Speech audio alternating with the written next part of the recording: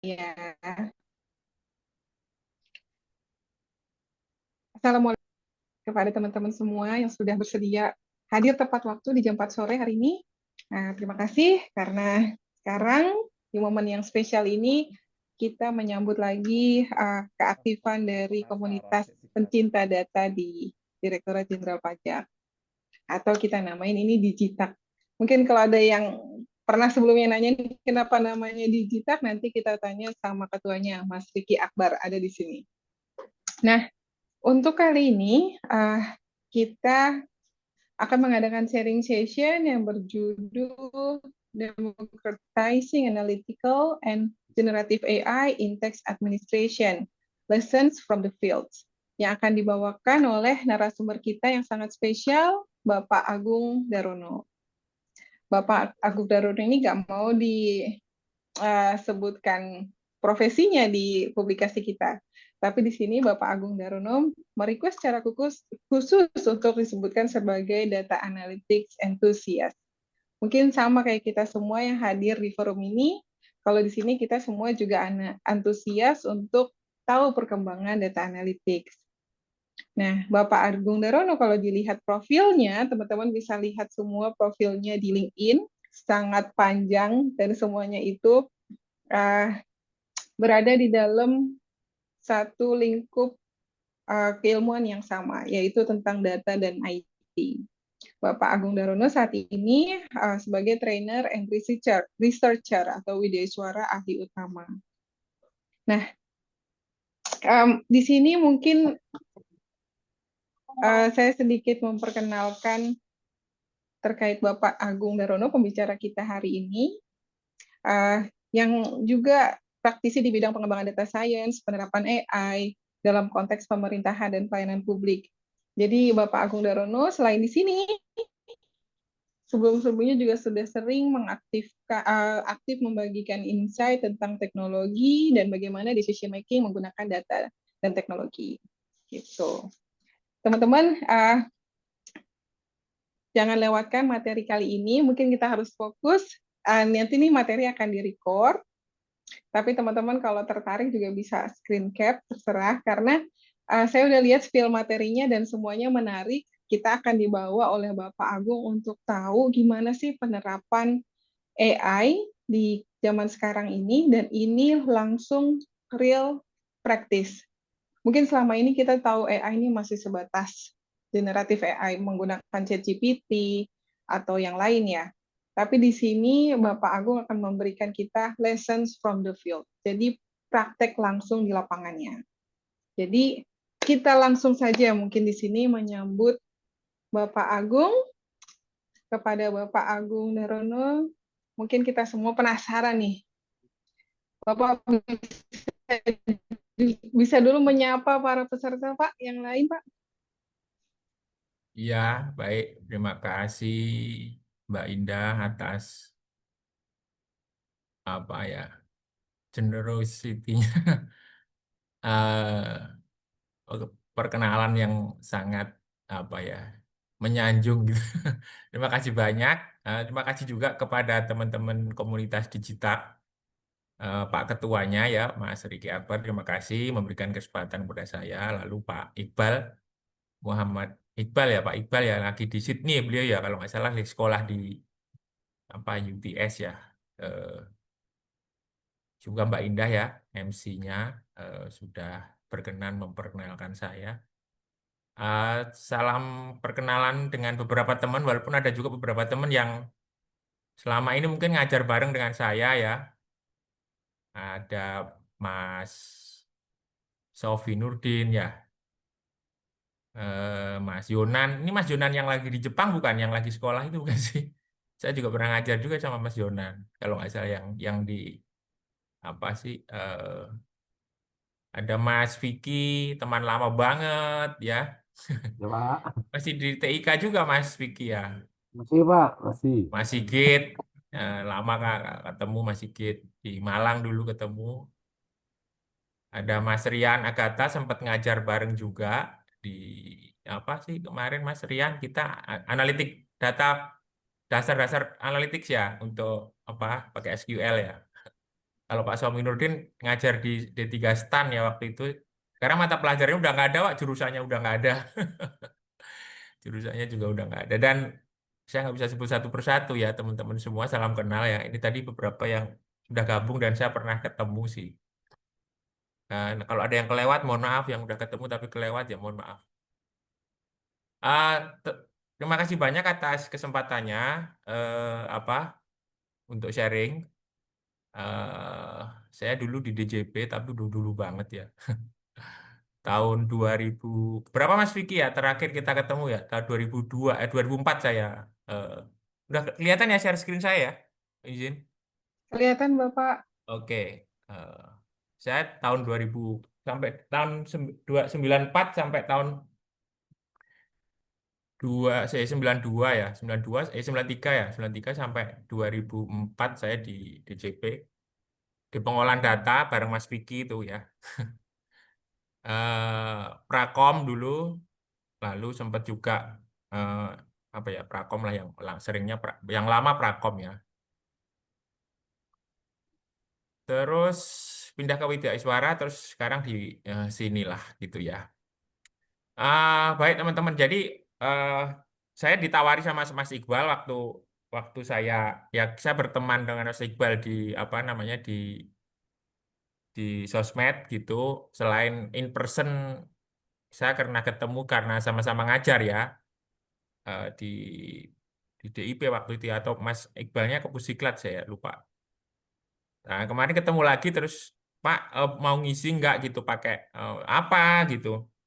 Ya terserah gitu materinya yang saya kepikiran karena saya udah bikin sekitar berapa ya terakhir ini sekitar 4 atau 5 paper terkait analytics yang kaitannya dengan transformer. Kalau analytics selain transformer ya sudah ada lagi beberapa ya.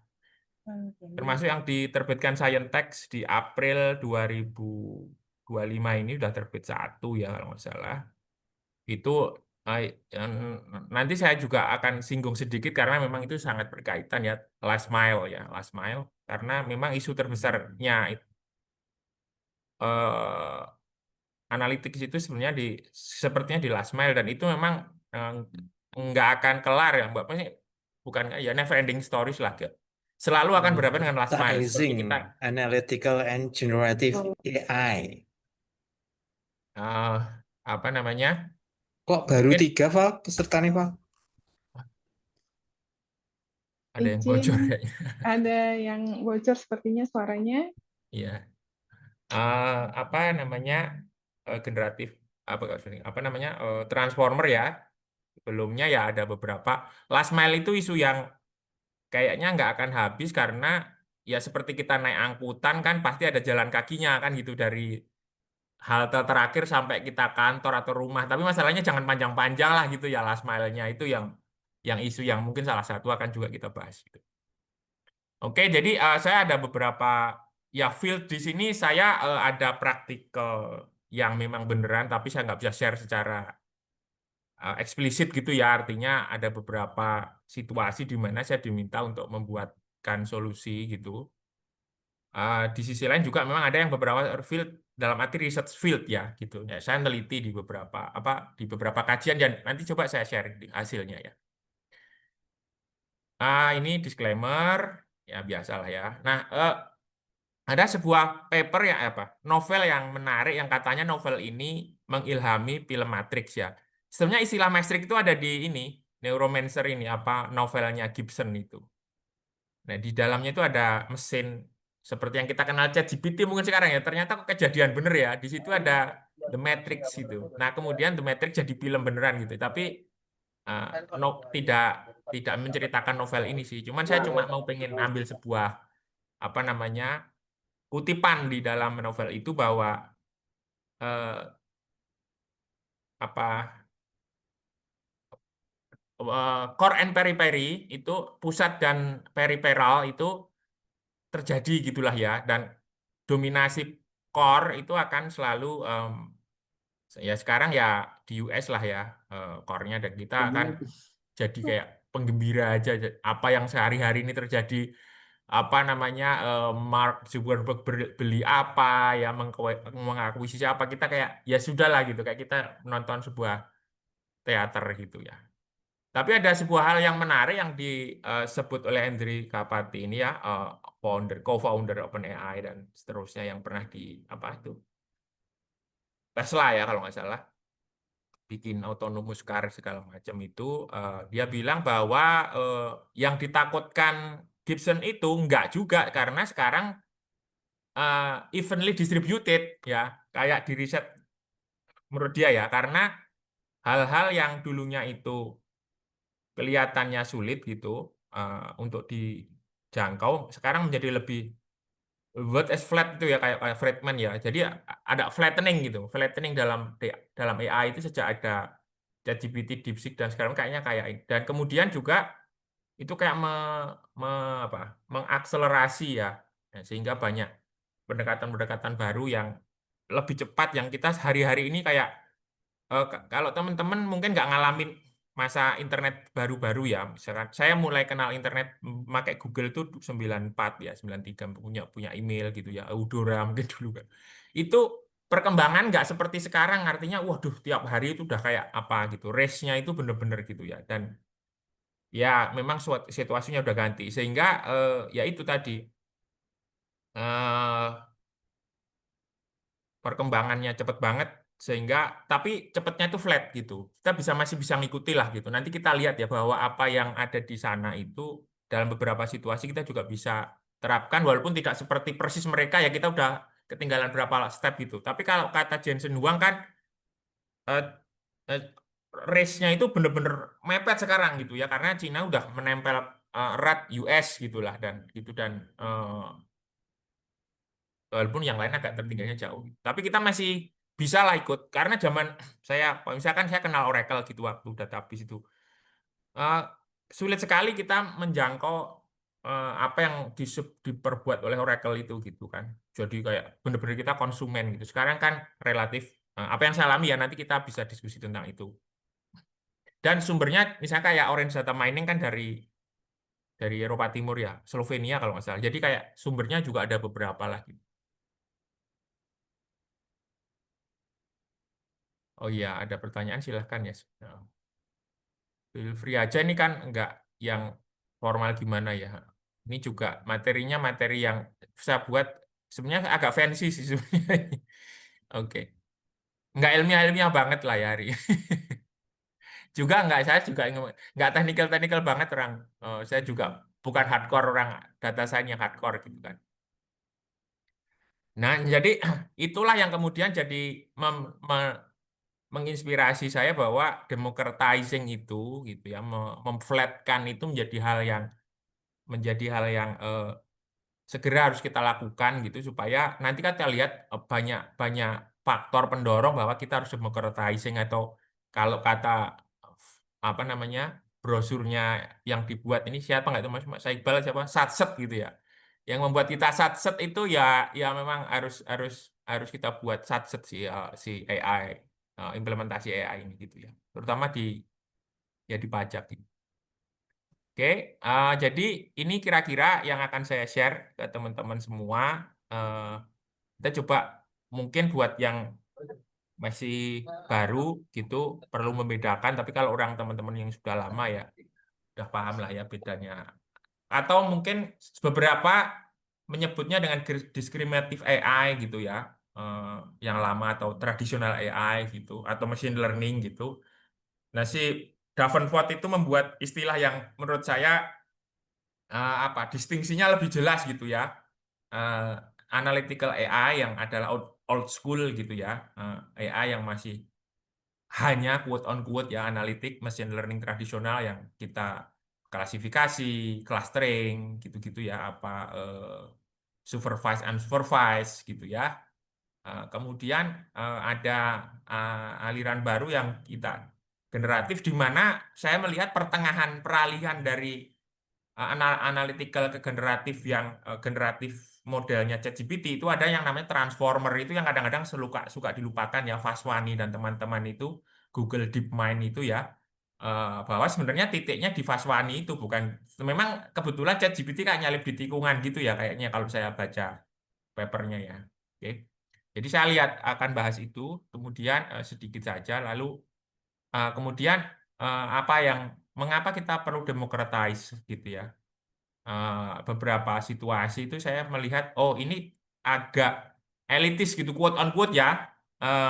AI ini kok sebenarnya masih bisa kita buat untuk semua orang gitu. Democratizing di sini artinya for everybody gitu, for anybody gitu ya. Nah, apa aja yang bisa di democratize gitu ya dari yang yang dari semua apa dari ekosistem AI yang sekarang ada itu apa yang bisa didemokratiskan gitu ya. Nah, kemudian saya coba kasih beberapa contoh, tapi ini hasil kajian saya terutama ya. Kebetulan saya berinteraksi dengan banyak pihak nih, alhamdulillahnya itu. Saya berinteraksi dengan mahasiswa, ya. Saya berinteraksi dengan pegawai DJP yang sedang pelatihan, ya. Saya berkesempatan dengan teman-teman di Perben waktu itu di Pusiklat Anggaran di apa namanya di Gadok tentang laporan apa pemerintah konsolidasian itu sempat, kemudian dengan teman-teman Direktorat Jenderal Anggaran saya sempat bahas PNBP gitu ya. Jadi kemudian dengan teman-teman konsultan pajak saya beberapa kali diminta untuk mengisi sharing session di mereka, kemudian juga dengan IAI gitu ya. Sehingga dari situ saya banyak memperoleh apa pengalaman lah dari fields itu ya, saya sebut aja dengan sebagai fields gitu. Nah, dari seperti itu, apa yang saya maksud dengan field itu adalah kebetulan saya bisa berinteraksi dengan banyak pihak ya, eh, ya itu tadi ada akademisi, ada praktisi, ya ada peneliti juga gitu. Sehingga dari situ saya mencoba untuk merakaikannya lagi gitu dari menjadi sebuah apa ya, ya mungkin pengetahuan yang bisa kita diskusikan lah gitu. Nah, sedikit ya kita masuk dulu ke mungkin udah klasik tapi refresher aja bahwa ini saya mengategorikan lagi data mining, data science itu karena istilahnya kadang-kadang bertubi-tubi datang dan kadang-kadang kayak sudah ya diterima begitu saja walaupun ada nuansa makna ya, ada arti yang agak kadang nggak sepenuhnya sama. Ini saya buat di paper yang ada di Scientext bahwa dulu ada OLAP yang sebetulnya atau BI yang sebetulnya kemudian belakangan disebut dengan descriptive analytics gitu ya. Penerimaan per kanwil per sektor gitu. Itu aja dulu udah ampun-ampun kan ngumpulin data, kemudian bisa bikin data. Eh saya tahun 2004 itu, percaya nggak percaya ya, saya bikin pakai Cognos yang mungkin sekarang itu pakai laptop seharga 15 juta itu kan RAM 32 kan gitu ya. RAM 32 i9, i7 lah ya, i7. Itu dulu Pak harus pakai Linux apa Unix P series UBM gitu ya. Harganya itu 11 miliar. Hanya untuk bisa bagaimana yang kita sekarang bisa lakukan pakai Power Query itu. Ya artinya source datanya itu ada di Excel, ada di database, ada di CSV, ada di XML. XML kan masih berkembang waktu pertama-pertama ya. Nah, itu kita membutuhkan sebuah server gitu ya. Mercator itu kan Mercator kalau teman-teman masih ada sekarang produknya. Cognos Power Play ya kayak gitu-gitu. Nah, itu jauh gitu. Nah, itu padahal kita sebut cuman hanya ya BI, belum modeling itu. Belum modeling karena modeling kalau teman-teman lihat sejarah pertama kali machine learning diterapkan di pajak itu pasti Clementine untuk memilih WP yang diperiksa gitu. Pasti itu ya. SPSS itu sekarang dibeli SPSS. Terus SPSS dibeli IBM kan. Dulu Clementine ya. Clementine dibeli SPSS, SPSS dibeli IBM ya. Tapi sekarang masih ada ya SPSS apalah serialnya sekarang itu jadi subproduknya dia. Itu pertama kali modeling ada di pajak itu yang paling rumit menurut saya ya waktu itu tahun 2004 2005 mungkin ya belum belum kuliah mungkin ya masih masih SMP mungkin atau SD. Nah, itulah kurang lebih waktu itu apa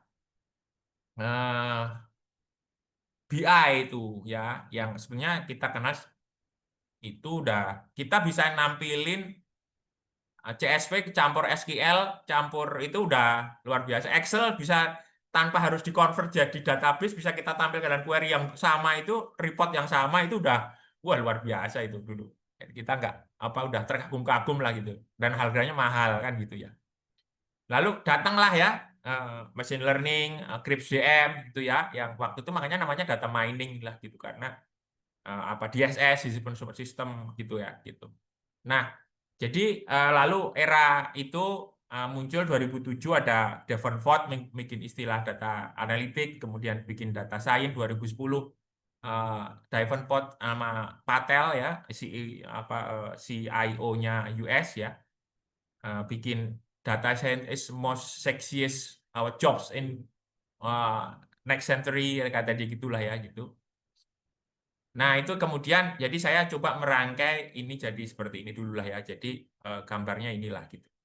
Ini analitik yang kita pahami sampai dengan sebelum ChatGPT generatif AI meledak lah gitu ya. Seperti ini analitik itu gitu ya. Nah, kemudian datanglah generatif AI gitu ya. Ya, ini ada sebuah paper yang menarik dari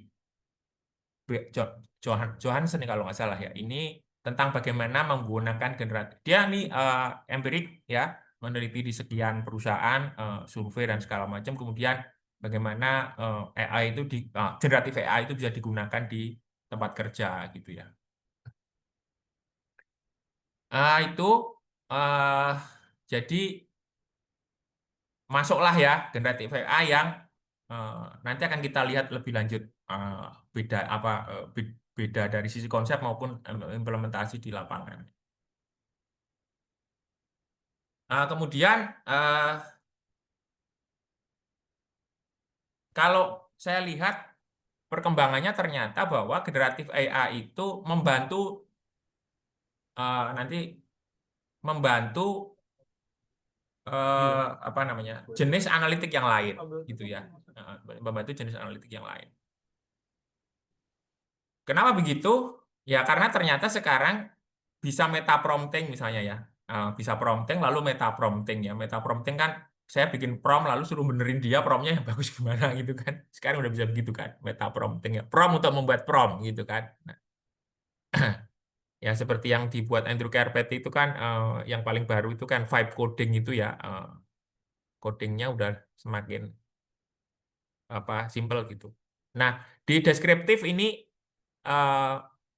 seringkali saya sekarang kalau dapat tabel gitu ya, dapat tabel gitu langsung saya buatkan dia tolong bikin analisis deskriptif aja lah rata-rata apa namanya cerita terbesar terkecil gitu. Males banget ngetiknya kan gitu karena isinya itu melulu gitu kan. Jadi untuk deskriptif itu saya sudah sepanjang bukan rahasia ya, nanti kan ada triknya ya supaya kita ke GPT nggak mereveal rahasia kita karena kejadian Samsung itu kan ya. Apa? Jadi untuk urusan OLAP, BI yang deskriptif itu saya kalau misalkan bikin laporan penelitian sekarang untuk bab membahas deskriptif udah hampir saya selalu menyerahkan kepada dengan cara kadang-kadang angkanya saya ini dulu apa saya punya dua tabel data asli sama data yang saya apa namanya saya scramble gitu ya. Nah, data scramble itu saya upload gitu kan di ChatGPT gitu kan. Lalu saya minta dia ngasih apa komen gitu, ngasih uraian lah, ngasih ngasih narasi lah. Nah, dan seterusnya sehingga rata-rata terbesar kecil jadilah laporan yang itu kan. Kemudian baru saya ubah lagi ke apa namanya ke laporan yang asli dengan data yang asli gitulah. Tapi kan nggak usah ngetik, apalagi laporan dalam bahasa Inggris kan, udahlah gitu. Ya tinggal kita cek aja pakai grammar yang lain kan gitu. Nah kayak gitu itu menurut saya adalah from the field ya, artinya ya memang begitu gitu. Kata penelitiannya Johansson itu memang sekarang yang dia hasil kajian yang tadi yang linknya ada di referensi itu silahkan kalau mau dicek-cek bahwa waktu dia melakukan penelitian itu generatif AI itu membantu level menengah lah. Maksudnya gini, pinter banget belum, tapi kalau terlalu rutin juga ngapain gitu ya kan. Jadi hal-hal yang Ya mungkin kalau ya gitulah, kalau saya harus bikin laporan ya, terus misalnya harus membuat kajian literatur lah gitu misalnya, itu kan membosankan ya. Sekarang udah bisa dibantu yang level itu gitu. Tapi kalau di decision, di keputusan, di discussion di bab 4 gitu, ya saya belum berani ngelepas gitu ya. Tetap walaupun dia bantu ya saya dikit dia bantunya saya gitu. Tetap saya yang banyak menggunakan pikiran saya sendiri lah ya gitu untuk mengecek. Tapi kalau bab 3 metodologi gitu hampir saya udah ya gimana ya isinya ya quote on quote, kalau untuk laporan penelitian kan ya asal kita referensinya lengkap kan langsung. Nah gitulah ya. Jadi generatif AI itu membantu apa namanya eh, level analitik yang lain. Nanti saya lihatkan juga hasil beberapa saya melakukan itu gitu ya, gitu. Bagaimana membuat diagnostik dengan diagnostik analytics itu dibantu dengan generatif AI gitu. Terutama transformer sih yang nanti coba kita lihat ya. Itu jadi kalau lihat di sini kemudian datanya itu, nah ini ternyata ini yang agak agak tricky ya, karena data yang gede itu nggak bisa diatasi pakai AI, tetap harus kita bikin infrastruktur dan query yang baik. Katakan misalnya beginilah, kita mau ngetes data, apa namanya data granularity-nya itu setahun 12 juta lah misalnya, atau 100 juta lah katakan gitu ya, atau mungkin miliar gitu ya recordnya kalau misalkan di DJP yang kantor pusat gitu, atau kita ngomongin kanwil gitu. Saya pernah ngolah apa ditanyain tuh, Pak saya mau ngolah data lampiran PPN satu kanwil gitu sekitar 120 juta record lah yang tanpa NPWP gitu, untuk dicocokin dengan master file lah gitu, pakai nama dan alamat mana ya gitu.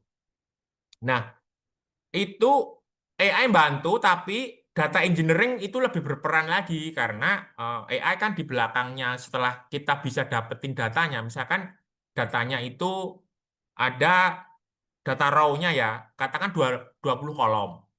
Sementara kita cuma 20 kolom, kemudian apa namanya 120 juta record lah misalkan ya. Sementara kita tahu sendiri, kalau kayak yang saya alami kan laptop saya juga nggak canggih-canggih amat, paling RAM 32 i7 pun yang udah seri lama kan gitu ya. Bagaimana kita memasukkan itu, misalkan kita mau memilih cuma 2 kolom saja yang mau di merge, mau di cluster, memilih 2 kolom dan kemudian memisahkan, kemudian membuat summary, katakan mau jumlah per hari, kalau kita mau time series analysis misalnya, atau per bulan gitu ya, atau per jenis sektor, misalkan kita mau data panel ya, time series gabungan antara cross section sama time series, kita mau data panel misalnya, atau time seriesnya yang multivariat ARDL misalnya gitu ya, statistiknya misalnya gitu. Kan tetap kita harus ngumpulin datanya dulu, kita sum gitu per group by gitu. Nah, itu yang itu tetap masih masih si AI bikinkan script oke gitu, tapi tetap aja misalkan indexingnya dia akan bantu ya, dengan struktur tabel seperti ini, indeksnya di sini, query yang cepatnya gimana kita bisa nanya sih, itu memang. Tapi begitu data yang di sebelah kiri itu ya data ya, tetap kita infrastruktur harus nggak bisa, belum kebantu sih gitu. Katakan pun kita mau pakai sandbox gitu ya, atau macam apa namanya containerization gitu ya, tetap aja itu ada infrastruktur yang belum kebantu gitu ya, masih masih ya begitulah gitu, sebagaimana yang dulu-dulu gitu. Oke. Nah, ini ringkasannya, dan saya menekankan adanya transformer itu masa peralihan ya, kadang-kadang lupa kita tiba-tiba mau lompat ke generatif, sementara transformer seperti BERT, S-BERT itu juga menarik untuk di apa namanya dieksplor gitu ya. Hmm. Apa hmm, saya ada beberapa situasi lah untuk embedding gitu ya, dokumen embedding itu S-BERT itu masih keren lah menurut saya. Nanti untuk clustering saya udah nyoba, nanti beberapa use case ada di bawah sana. Jadi transformer based AI, transformer yang decoder ya, sorry, encoder atau decoder, BERT itu decoder ya, encoder ya, BERT ya, BERT, S-BERT gitu ya. Nah itu kan perlu kita bisa pakai dia untuk beberapa pekerjaan ya yang nggak harus generatif itu artinya apa dia yang bikin kalimat buat kita gitu ya. Nah, walaupun itu juga bisa juga sih on premise ya. Nanti kita lihat use case-nya gitu ya. Jadi transformer ini yang menurut saya kita perlu penting mengulik-ngulik lah ya untuk fine tune sebetulnya. Menurut saya fine tune transformer itu menjadi tantangan tersendiri, makanya saya merahin tuh ya. Eh, untuk terutama administrasi pajak itu apa? Entah clustering, entah time series gitu ya. Akan dibantu kalau terutama yang sudah saya coba sih clustering ya. Clustering itu untuk mengelompokkan transaksi, misalnya PM terutang atau tidak, itu kan bisa kita ajarin kan. PM ini terutang atau tidak, ya. Apa dikreditkan atau tidak, sorry. PM ini boleh dikreditkan atau tidak. Terus biaya ini boleh dikurangkan sebagai biaya atau tidak. Gitu. Pasal 6 sampai pasal 9 PPh. Atau kelompok barang ini masuk kemana, apa namanya, penyusutannya, gitu misalnya. Nah, itu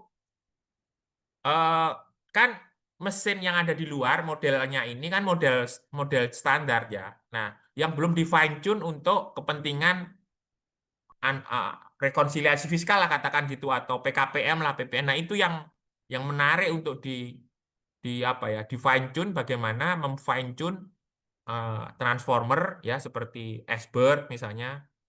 Itu menjadi mungkin kita bikin nanti aja nih teman-teman nanti DJBird, DJP Bird atau tax reconciliation bird gitu ya yang dimana apa model dasarnya tetap bird karena bikin bird juga nggak gampang ya.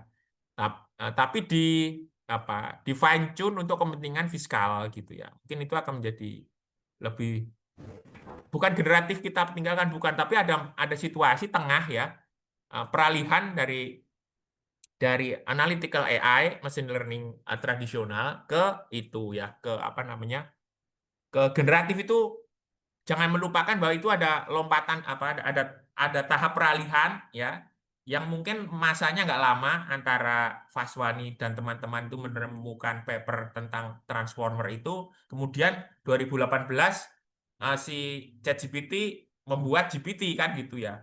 OpenAI maksudnya, OpenAI membuat ChatGPT dan GPT-2, GPT-3 lalu 2022 dia meluncurkan ChatGPT gitu.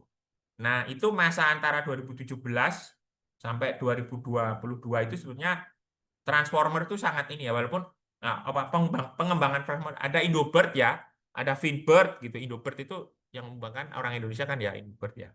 Nah, itu mungkin bisa di apa?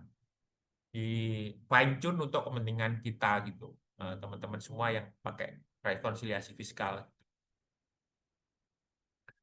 Nah, kemudian ada beberapa hal yang perlu kita perhatikan dalam menggunakan generatif AI. Ya, ini kasus klasik waktu itu sempat rame ya, ChatGPT dilarang di Samsung.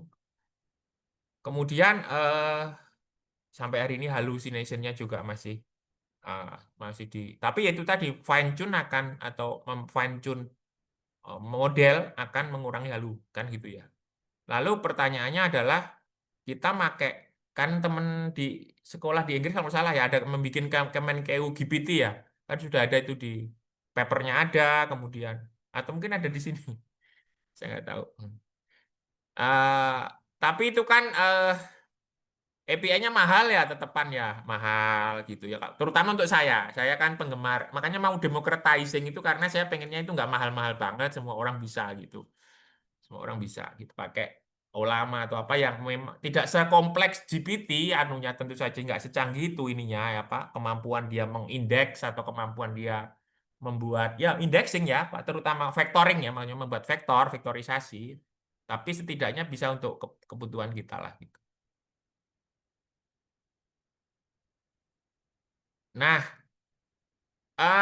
untuk pajak ya ada dokumennya OECD yang meneliti mensurvei gitu apa ke tax authorities yang jadi apa namanya responden gitu ya ternyata memang yang paling tua penggunaan machine learning itu waktu itu analytics, advanced analytics-nya machine learning, ya, machine learning yang kita kenal dengan classification, prediction sama apa yang seperti itulah. Maksudnya bukan yang diagnostik, bukan yang apa yang deskriptif ya, tapi juga belum generatif. Di tahun ini kan belum, transformernya aja masih rame. Ini mungkin tahun-tahun itu masih konvensional network CNN, RNN gitu ya waktu itu ya, masih LSTM ya.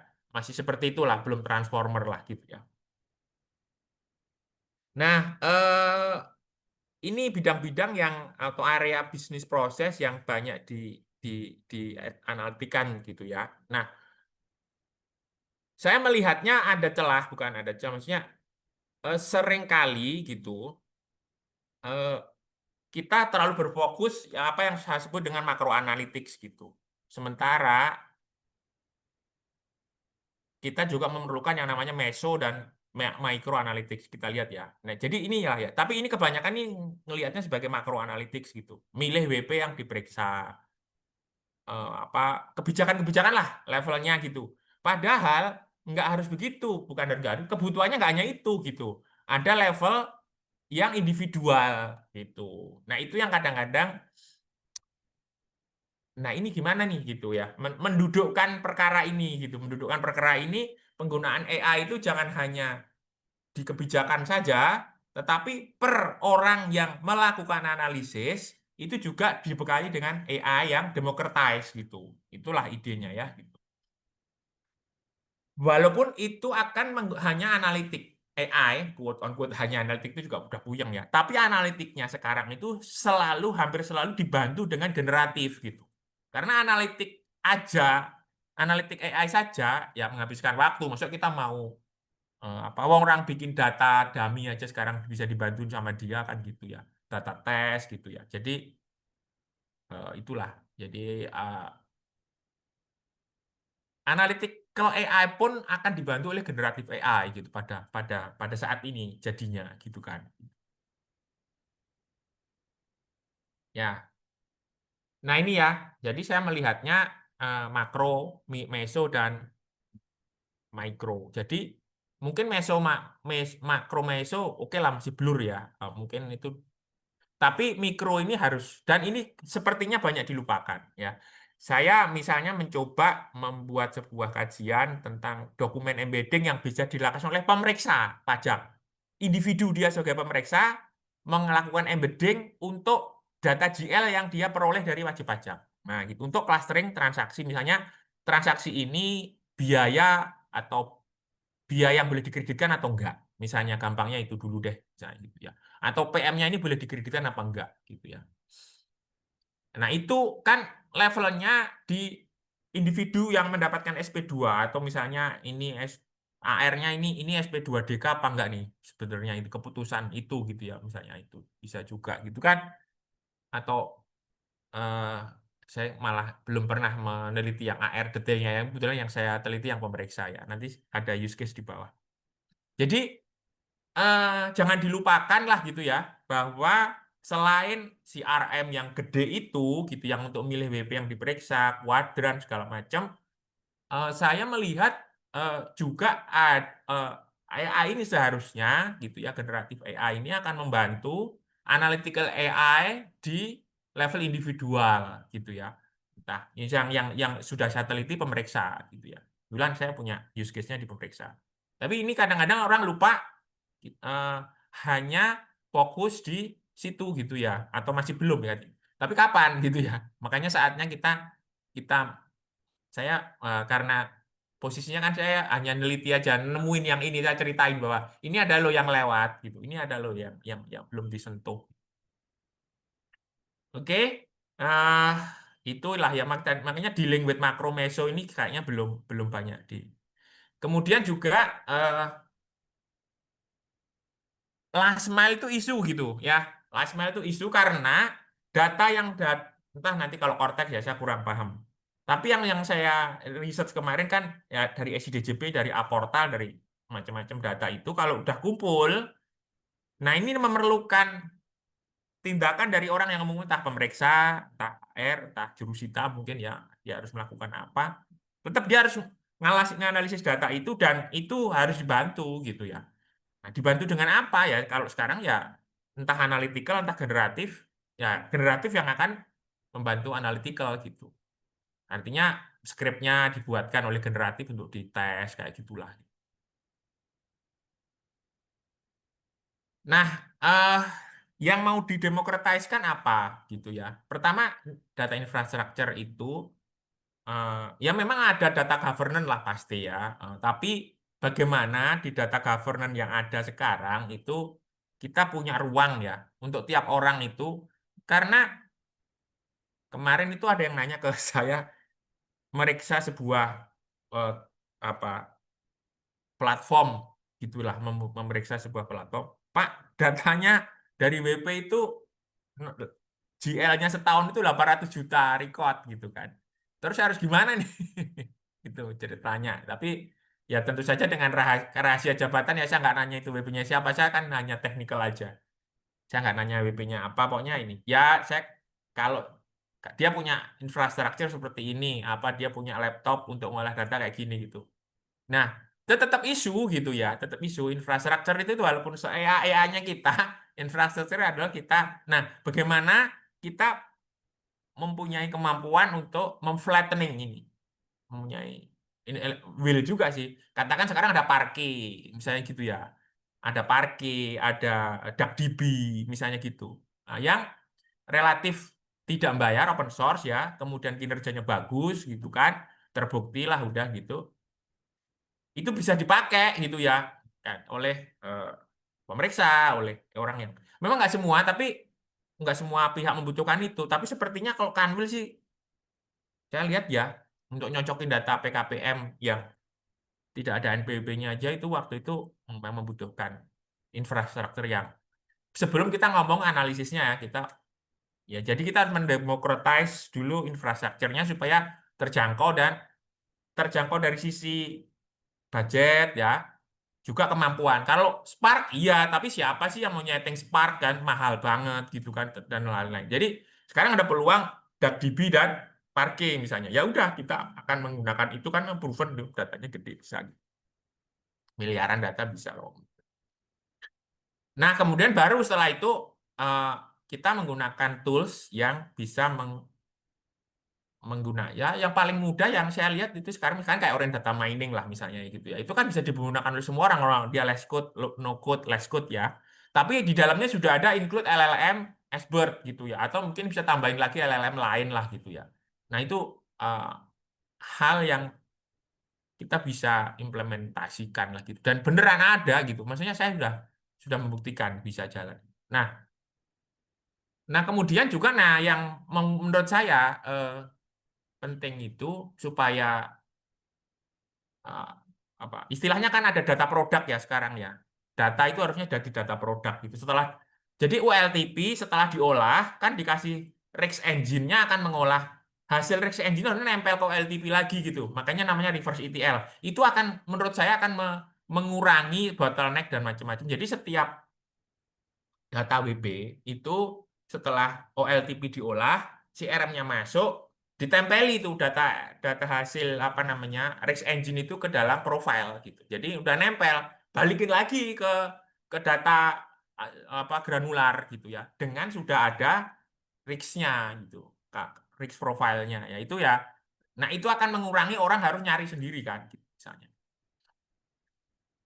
Kemudian low code idle ya, saya coba pakai Streamlit ya, pakai itu bisa sih. Ya, tapi memang belum canggih banget. Nanti coba lihat ya.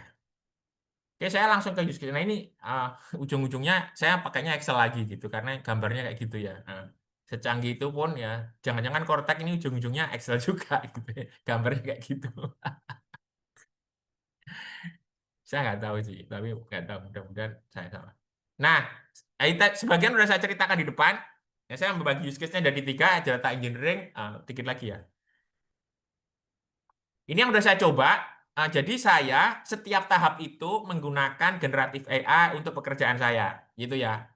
Nah, ini yang saya sebut generatif AI bantuin analytical gitu. Ya, mungkin teman-teman sudah melakukan tapi belum ditulis dalam dalam sebuah dokumentasi. Nah, ini yang kemarin saya presentasi itu untuk Nah, ini saya sebut sebagai transformer based data stacks gitu kemarin ya. Transformer data stacks ya. Kan ujung-ujungnya Crypt DM juga sebenarnya, tapi saya coba tambahin gitu kan. Nah, ini saya coba membuat seperti ini. Tadi ini udah jadi paper di kemarin ya. Ini yang tadi data infrastructure itu saya coba use case-nya pakai Excel 200 juta record bisa masuk. Nah, ini waktu itu saya pakai untuk apa namanya? Ngesam group by per tanggal supaya saya bisa time series analysis. Jadi kalau nggak gitu nggak bisa berhenti gitu. Pak, saya mau time series analysis Pak per tanggal selama potongan bulan, jadi bulan tiap bulan gitu ya mau. Tapi yang time seriesnya bukan saya teman, maksudnya yang nanya ini. Nah, oke, saya akan buat dia menjadi per tanggal per bulan gitu ya untuk kamu ini. Cuma datanya 200 juta Pak, gimana saya ngesam per bulan gitu ya. Nah kayak gitu sih, gitu. Misalnya ya. Jadi isu AI tetap aja infrastructure yang ngaruh juga gitu. Nah ini tadi ini juga makro, mikro ya. Jadi apa namanya VAT mikro. Teman-teman e-faktur tuh Masya Allah itu data gede Pak, bagus banget ya. Sayang kalau nggak dimanfaatin gitu. Data terlengkap di Indonesia tentang barang itu bukan di Kementerian Perdagangan, di DJP. Even Anda tahu rumah itu jualan apa, beli apa dalam 1 tahun gitu.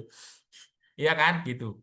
Kecamatan itu barang masuk keluar apa gitu. Mau supply chain, mau apa banyak banget gitu. Jadi, nah itu tapi isunya di data engineering dulu, bisa ngumpulin data jutaan, kumpulin, lalu mau terserah mau apa gitu ya. Mau cluster, mau graph, mau macam-macam deh gitu.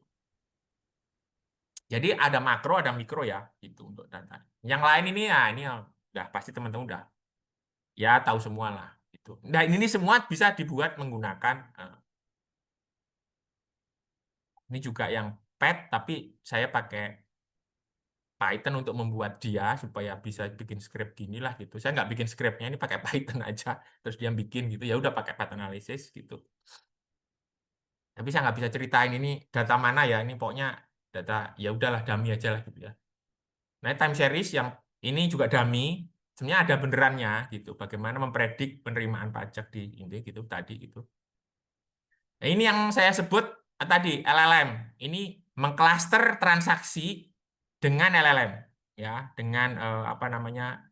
Bawaannya itu masih bawaannya loh, belum kita modif loh ya. Yang tadi saya bilang, dokumen embeddingnya itu bawaan Esbern. Nanti teman-teman bisa mengubah sendiri. Ini tantangannya di situ. Mungkin untuk AR akan beda, untuk keberatan akan beda. Parameter cunnya ya gitu. Untuk menganalisis putusan pengadilan mungkin akan beda juga gitu ya, semacam itu. Ini untuk pemeriksa. Ini saya coba buat sendiri, tapi hasilnya masih ngaco ya. Tapi ya udah buat iseng aja gitu. Pakai Olama. Saya maunya rekonsiliasi fiskal. Ada menurut WP, ada menurut SPT, ada beda waktu, beda tetap, generate gitulah ya. Jadi kolom rekonsiliasi, tapi masih ngaco-ngaco ya. Udahlah. Ya masih ngaco-ngaco gitulah ya gitu. Tapi ya mungkin 1 hari karena ke sana nggak tahu lah. Gitu ya. Saya buat itulah ya kemudian teman-teman ini script meta prom prom untuk memperbaiki prom. Kemarin saya ngajarkan ini di kelas AR karena kebingungan membuat sitemap untuk scrap data apa namanya Tokopedia atau Shopee lah misalnya gitu ya. Kemudian ya udah ini nanti dicoba saja ke bikinin ini untuk toko mana, bikinin toko mana itu. Contohnya ini bikinin lagi tolong gitu ya. Ataupun ini yang sebelah kanan ini data matching gitu pakai M-language gitu, pakai Power Query Metaprom. Ini promnya tolong benerin dong yang bagus gimana supaya kamu juga paham gitu. Kayak gitulah ya. Itu kira-kira teman-teman semua ya gitulah. Saya serahkan kembali ke Mbak Intan ya. Sorry, bener ya, Mbak Intan, Mbak Indah, maaf Mbak Indah. Mbak Indah. Makasih Wah, semua. terima kasih Pak Agung Darono. Nih kalau kita live nih saya mau minta tepuk tangan. Kalau kita Zoom gini gimana tepuk tangannya ya? Mungkin teman-teman kasih respon dulu untuk tepuk tangan. Bisa via video langsung. Pak, Makasih. keren banget presentasinya, sharing sessionnya. Saya jadi lupa, mungkin tadi di awal saya nggak ngenalin diri ya Pak. Saya ngambil Master of Data Science, lulus di 2019 dari University of Melbourne. Nah, dan memang ada gap waktu penempatan awal saya di DIP, tapi setelah itu ada gap sampai di tahun ini saya nggak langsung tune in di data science-nya. Dan yang Bapak sharing barusan itu tuh kayak melengkapi gap pengetahuan saya gitu Pak. Dari 2019 sampai ke 2025 itu seperti Bapak rangkum semuanya tadi.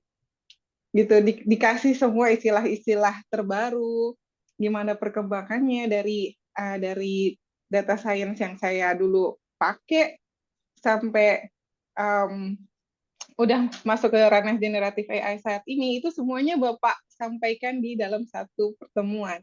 Dan saya makasih banget untuk itu. Dan saya yakin juga ini bermanfaat untuk semua peserta yang ada di sharing session ini. Mungkin saya sedikit cerita ya Pak, sebelum nanti sesi pertanyaan. Dulu waktu saya kuliah itu ada proyek untuk mendetek apakah suatu statement itu fakta atau bukan. Dan kita harus predik juga sumber datanya itu dari Wikipedia, di yang sentence sampai paragraf mana dan sentence mana. Dan waktu itu saya menggunakan BERT. Nah, tadi saya tertarik banget di bagian yang analytics and generative AI, di mana Bapak menyebutkan tentang transformer ya Pak. Iya, di situ tuh, oh iya, saya mungkin ngerasa, oh dulu saya masih pakai BERT, oh sekarang orang udah pakai AI, saya sendiri belum begitu nyoba ini. Cuma dari presentasi Bapak tadi, itu tuh saya kayak membangkitkan semangat lagi, oh kita jangan tinggalin dulu metode yang lama. Kita nggak bisa langsung loncat loh, dari kita mungkin dulu NLP sederhana, terus langsung sekarang mau pakai model yang generatif AI. Kita coba dulu nih transforming, si transformer tadi ya Pak. Gitu. Jadi BERT itu mungkin masih bisa relevan untuk dipakai di zaman sekarang gitu. Kita bisa utilize malah justru dengan bantuan AI untuk data analytics yang on-premise tanpa mengandalkan cloud itu bisa lebih maksimal. Nah, itu saya terima kasih banyak Pak untuk pengetahuannya. Dan mungkin ini sekedar informasi Pak, di presentasi Bapak tadi sempat mention tentang reverse ETL ya Pak. Nah, itu mungkin sekedar informasi untuk teman-teman juga, di Cortex saat ini sebenarnya kita juga sudah menerapkan tentang reverse ETL gitu. Ini mungkin bagian dari sharing, gimana dari OLTP masuk ke pengolahan di luarnya dan sampai hasilnya embed lagi di dalam sistem dan bisa digunakan gitu. Nah, mungkin ini dari tadi saya lihat di slide-nya itu masih kosong ya. Tempat-tempat udah pada mulai nanya belum? Oh, udah ada satu pertanyaan. Satu pertanyaan dari Mas Hairul. Mas Hairul, ya, izin bertanya tentang risiko data privasi, termasuk keamanan data wajib pajak pada penggunaan dan penerapan AI pada sistem perpajakan. Nah, ini Bapak sebutkan juga tadi kayaknya ya Pak, bagaimana privacy kita, terutama data kita yang sangat konfidensial ini di DJP, bagaimana kita menerapkan AI untuk data yang konfidensial. Nah, ini Mas Hairul mau bertanya lagi langsung atau kita serahkan langsung ke Pak Agung? Mas Hairul? Siap. Oh iya, gimana Mas? Ada tambahan mungkin dari pertanyaan yang sudah dicantumkan di slide dulu? Oke, Mbak Ida. Jadi fokus ke data privasi dan data-data wajib pajak ya. Nah, ya Pak, mungkin bisa langsung Bapak jawab ya. Sambil teman-teman yang lain juga siapin pertanyaannya ya. Gitu, karena ini menarik banget topiknya, topik sharing session kita dengan narasumber Bapak Agung ini. Ya Pak, kepada Bapak Agung silakan Pak. Baik, makasih Mas Khairul. Makasih juga komplimennya Mbak Indah. Bahagia kalau ilmu saya bisa menambah pengetahuan siapapun itu ya. Memang Pak Khairul, Mas Khairul, saya ini berjuang sedemikian supaya itu saya nyoba Olama supaya bisa on premise gitu ya, on premise gitu. Itu semata-mata karena kalau coba deh search Iwa ya, Ernst & Young itu dia kontrak sama ChatGPT kalau OpenAI ya. Jadi kayak katakan EYGPT lah itu kontrak API gitu. Tapi mungkin mereka oke-oke saja karena itu kan data enggak terlalu, saya rasa itu bukan data yang konfidensial, cuma semata-mata mesin yang umum lah gitu ya. Tapi itu pun saya di pajak nggak menyarankan gitu ya. Sehingga memang harus ada in-house ataupun on-prem ya, eh, private cloud ya.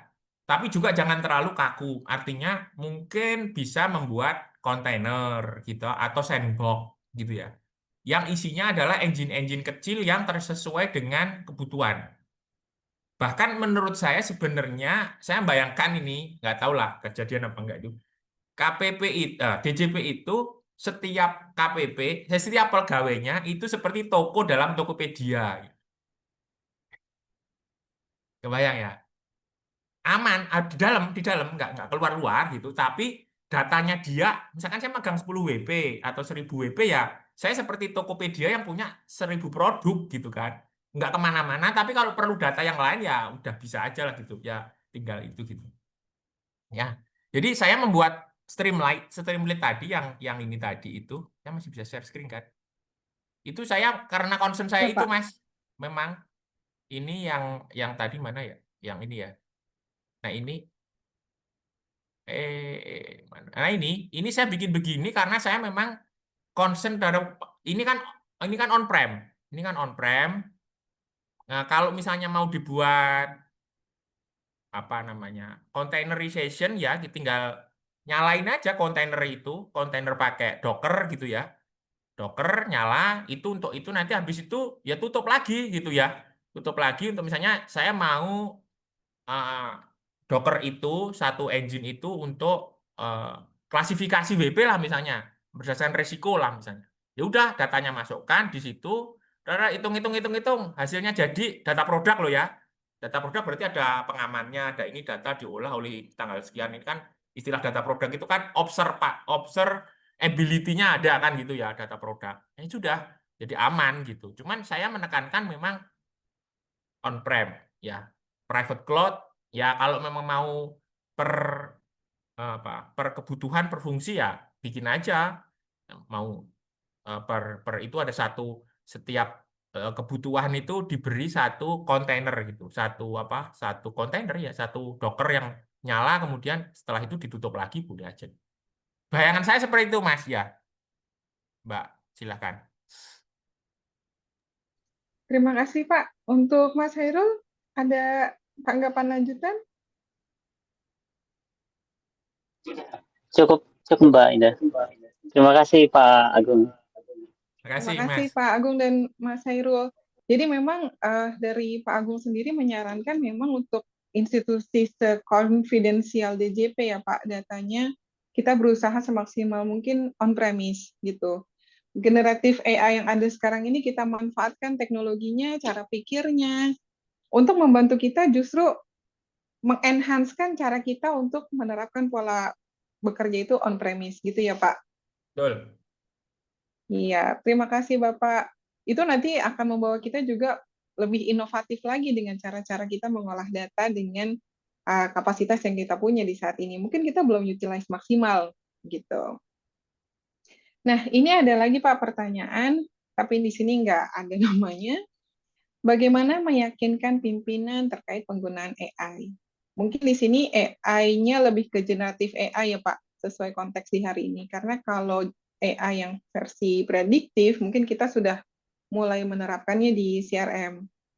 Nah, gimana nih Bapak? Mungkin gimana cara meyakinkan pimpinan untuk menerapkan generatif AI di DJP? Generatif dalam arti misalkan membantu membuat script gitu ya.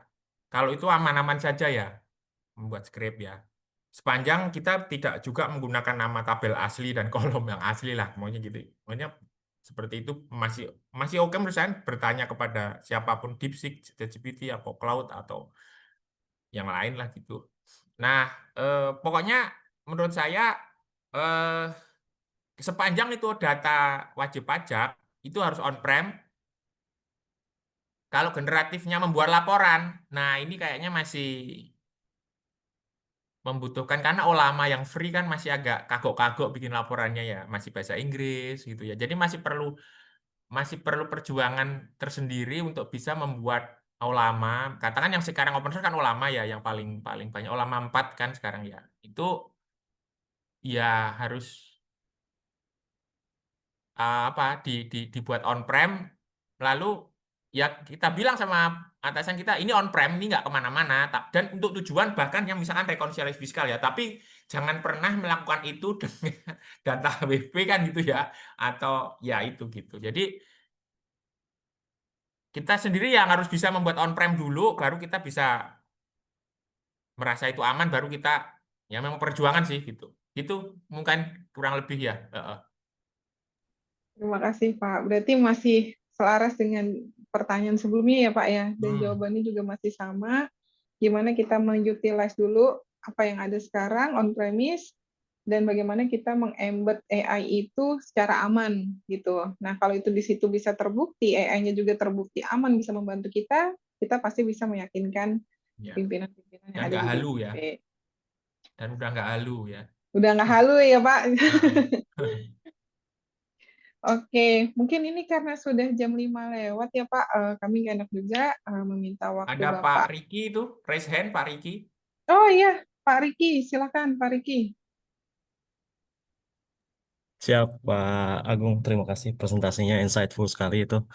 Dan kebetulan selaras juga dengan tren akhir-akhir ini, Pak ya, terkait dengan data centric, democratizing gitu kan ya. Nah, ini kan mungkin dari beberapa literatur yang saya baca, demokratisasi AI atau data ini kan salah satu challenge-nya adalah scalability ya, Pak ya. Jadi contohnya misalnya tadi sudah didemonstrasikan juga sedikit oleh Pak Agung. Ketika kita melakukan pemanfaatan data atau analisis data, kita bisa menggunakan open source platform kayak Orange gitu ya, tanpa perlu punya technical background di coding gitu. Itu sangat membantu untuk mendemokratisasikan AI itu sendiri atau data gitu ya. Tapi challenge-nya sendiri yang saya lihat itu adalah bagaimana kita moving dari experimental setup gitu ke production level gitu Pak. Nah ini mungkin bisa share Pak pandangannya kira-kira bagaimana mengadres isu ini gitu Pak dalam upaya kita mendemokratisasikan AI ini seperti itu. Terima kasih Pak. Baik, yang saya alami ya Mas Riki Akbar ya. Memang itu trade off sih. Kalau corporate wide gitu ya, enterprise level itu memang nggak bisa pakai apa ya, toy gitu, quote unquote mainan-mainan gitu gitu. Kebetulan ini yang saya tangani itu small to medium lah ya. Memang misalnya kantor akuntan dengan pegawai sekitar 20 orang misalnya gitu, atau konturan pajak seperti itu yang masih, atau jadi saya bayangkannya kalau saya analogikan itu di DJP ya, di KPP lingkupnya misalnya seperti itu. Karena kalau saya membuat levelnya di enterprise wide, ya sudah ada yang nangani kan gitu, sudah nangani, dan nah itu tadi Mas, sepertinya konsentrasinya ada di tax policy, maksudnya di makro level, misalnya milih WP yang diperiksa gitu ya, terus apa namanya, mungkin apa ngitung rencana penerimaan gitu-gitulah ya, itu, atau mungkin dampak kebijakan gitu. Itu jelas bagus. Atau tadi yang Mbak Indah cerita reverse ETL. Reverse ETL kan berarti kan levelnya sangat sana ya. Dan itu malah sudah ada gitu, solusi itu gitu. Nah, justru tantangannya itu menurut saya adalah yang tadi, kecil-kecil itu gitu. Apakah yang apa ad hoc, kadang ad hoc kebutuhannya ya, bukan solusinya ya. Ad hoc itu kebutuhannya. Misalnya eh, mau menghitung gitu ya, prognosa kayak gitu ya, time series analysis, kan jarang kan, masih bener nggak sih? Saya lihat belum banyak ya yang menggunakan misalkan kayak PET analisis gitu, yang dimana itu kecil-kecil gitu itu, tapi sangat terbantu kan dengan, atau yang levelnya bener-bener individual per WP ya, misalnya kayak mencocokkan data GL lah, ngolah data GL, kan sekarang udah ada ketentuan tuh ya, e-audit ya, di pemeriksaannya, direktur pemeriksaan kan ada e-audit, datanya harus elektronik, kemudian harus diolah. Nah, setelah itu, selama ini ya ada di paper saya itu yang dokumen embedding yang kemarin saya presentasi di ITB, mereka itu free define keyword. Misalnya biaya itu yang tidak boleh dikurangkan itu gaji, gitu ya. Apa namanya, kata-katanya di setup gitu ya, dikumpulin tuh library-nya. Nanti industri yang lain akan tambah terus gitu kan. Di mana hal itu kan digugurkan dengan adanya Iceberg gitu ya. Kita nggak usah ngajarin pakai Iceberg, dia langsung bisa bedain clustering langsung gitu. Nah, di sini isu skalabilitas memang menjadi sangat kecil karena memang kebutuhannya pun kecil gitu. Karena kalau itu dibawa ke ranah yang besar, kayaknya nggak masuk juga karena ada di sana udah ada CRM, ada macam-macam itu gitu. Justru saya mau istilah saya democratizing itu, ada yang lupa loh teman-teman yang seperti itu bisnis functionnya dengan skala ya juga seperti itu gitu. Jadi tidak perlu lagi dibawa menjadi enterprise wide karena di enterprise sudah ada solusi-solusi, tinggal milih ya kan, tinggal kemauan politik mau seperti apa kan gitu ya, pakai apa enggak, apa namanya, data driven-nya itu mau seberapa jauh kan gitu-gitu kan ya gitu. Tapi kalau yang ini enggak ya, yang ini benar-benar dokumen embedding itu benar-benar sebenarnya bantu banget dan dia sudah nggak usah skalabilitas karena ya kebutuhannya dia saat itu juga untuk data itu gitu. Nanti data yang lain beda lagi kayak gitu. Itu yang saya alami Mas Riki. Ya. Siap, makasih Pak.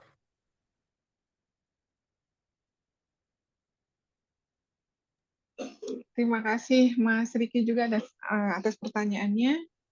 Dan ini kami nggak enak Pak untuk minta waktu Bapak sebenarnya. Kita janjian jam 4 sampai jam 5, ini udah jam 5 lewat Nggak 12 apa-apa, ya, cuma 13. sebentar ini. Ini sebenarnya kalau bisa kita ketemu langsung ngobrolnya bisa berjam-jam nih Pak. Iya, ya kapan-kapan ngopi-ngopi lah. Iya, ngopi-ngopi boleh ya, nanti di-arrange oleh Kopdar lah. Ya. Ketua Digital. Karena sebenarnya dari yang Bapak bahas tadi, kalau kita mau saling update ya Pak, udah ada Mas Riki juga di eselon 1 lain nih, gitu. Dengan kami Betul, di DJP. Dulu Iya, kita, iya, Mas, iya. sekarang kami. Dengan Bapak juga di BPPK yang sering training berbagai macam pihak ya, tahu apa saja concern-nya. Itu tuh banyak banget yang bisa kita sharing gitu. Dan bisa kita sama-sama update satu sama lain. Jadi, untuk kali ini kita tutup dulu kesempatannya. Nanti kita buka lagi di waktu yang lain. Mudah-mudahan bisa di-arrange juga oleh para pengurus komunitas pencinta data di DJP. Dan plus-plus karena Mas Riki udah nggak di DJP. Terima kasih Bapak Agung Darono atas sharing session-nya dan kepada seluruh peserta yang sudah hadir. Dan stay tetap sampai di akhir acara. Assalamualaikum warahmatullahi wabarakatuh. Sampai jumpa di kesempatan Terima lain. kasih Mas Riki. Terima Waalaikumsalam. kasih. Terima kasih semua Pak ya. Agung. Terima kasih Pak Ya, Agung. Mbak Indah, Ya. teman-teman yang sudah hadir. Terima kasih Pak Terima Riki, kasih. Pak Indah.